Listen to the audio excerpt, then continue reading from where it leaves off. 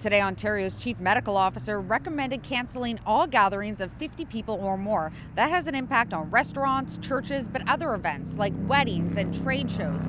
I'm Cristina Howorun outside of the International Centre in Mississauga, which was refusing to refund one organization who was forced to cancel because of COVID-19. Now, that was the case up until very late this afternoon when they were offered a refund, but only after City News got involved. We have canceled the event. I mean, regardless of the penalties, and we'd rather not pay the penalties, but, if we have to eat that cost, well, I guess we're going to be stuck fighting with them, with the lawyers, but we're going to do the responsible thing. The Ontario Motor Coach Association, along with a few other organizations, was planning to host the Ontario Transportation Expo at the International Centre next month. It's a showcase for the tourism and busing industry. Now, they were expecting about 500 people from all over North America and even Europe. But when people were advised to avoid gatherings of 250 or more, they pulled the plug. They say the International Centre wasn't on board. Their response has been that it's merely a recommendation from the government rather than a direction from the government or an actual regulation. That means the OMCA, a not-for-profit, would be on the hook for the cost of the reservation.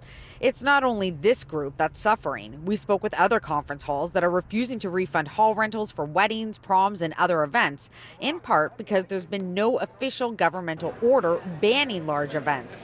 Even though today, Ontario's Chief Medical Officer of Health recommended no more gatherings of 50 people or more.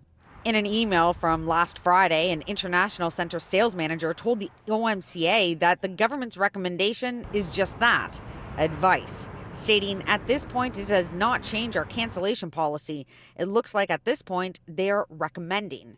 Last night, the vice president of sales offered alternative dates, but no word of refunds. And even late this afternoon, sent City News a statement reading, the International Centre is following the guidelines and recommendations of the province of Ontario pertaining to mass gatherings.